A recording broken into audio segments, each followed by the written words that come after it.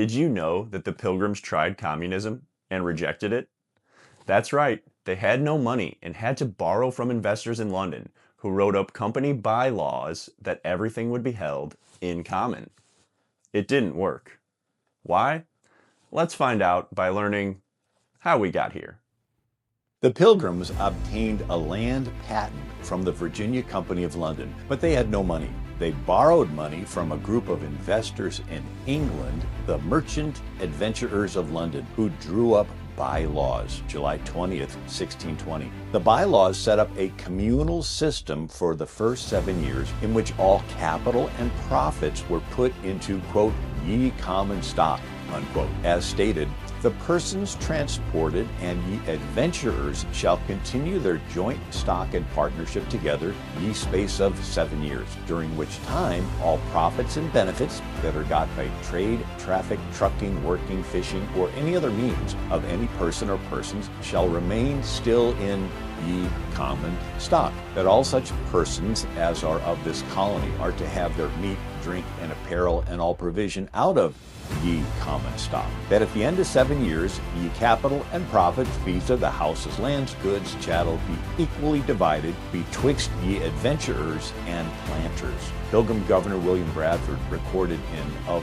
Plymouth Plantation that they tried it and almost starved to death. The failure of that experiment of communal service, which was tried for several years by good and honest men, proves the emptiness of the theory of Plato and other ancients, applauded by some of latter times, that the taking away of private property and possession of it in community would make a state happy and flourishing, as if they were wiser than God. For in this instance, community of property was found to breed much confusion and discontent. For the young men, who were most able and fit for service, objected to being forced to spend their time and strength in working for other men's wives and children without any recompense. Bradford continued. The strong man or the resourceful man had no more share of food, clothes, etc. than the weak man, who was not able to do a quarter what the other could. This was thought injustice. The aged and graver men, who were ranked and equalized in labor, food, clothes, etc. with the humbler and younger ones, thought it some indignity and disrespect to them.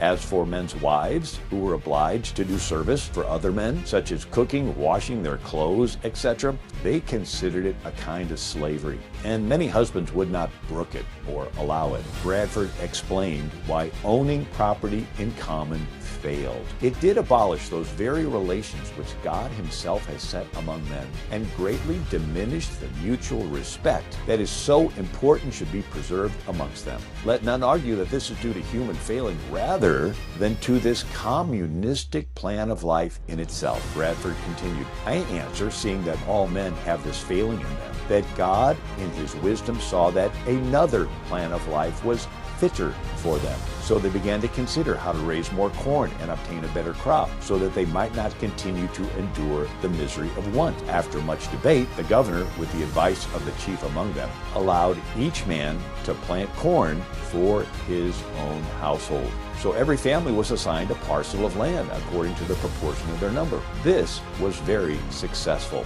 It made all hands very industrious, so that much more corn was planted than otherwise would have been by any means, and gave far better satisfaction. The women now went willingly into the field and took their little ones with them to plant corn, while before they would allege weakness and inability, and to have compelled them would have been thought great tyranny and oppression. The switch to everyone owning their own land produced abundance out of which they could be charitable. Bradford wrote that after 1623, instead of famine, now God gave them plenty, and the face of things was changed to the rejoicing of the hearts of many, for which they blessed God. Some may ask, wasn't the early church communistic?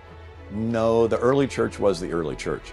Communism is counterfeit early church, and the difference is between the words voluntary and involuntary. The early believers voluntarily sold their property and laid the money at the feet of the apostles for the church to distribute. They did not have their land taken away from them and forced to involuntarily lay the money at the feet of Pilate for the Roman government to redistribute.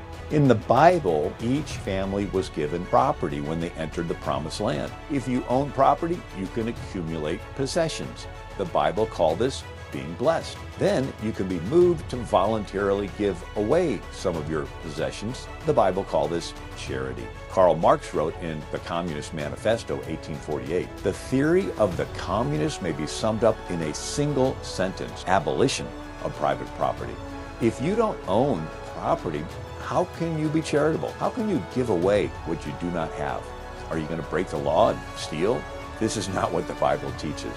Instead, God blesses you with possessions, then gives you the opportunity to express your love for others by voluntarily giving away some of your possessions in charity. Pilgrim pastor John Robinson wrote to Sir Edwin Sandys, December 15th, 1617, that the Pilgrims were knit together as a body in covenant of the Lord, straitly tied to care for each other's good. British Prime Minister Margaret Thatcher stated in an interview with Human Events, February 5th, 1996, "Your founding fathers came over with that. They came over with the doctrines of the New Testament as well as the Old. They looked after one another not only as a matter of necessity, but as a matter of duty to their God. There is no other country in the world which started that way."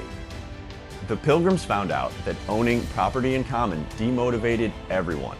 Yet, if everyone was given their own plot of land, all hands became very industrious. And with that abundance, they celebrated Thanksgiving. For more information, visit AmericanMinute.com and TurningPointEd.com.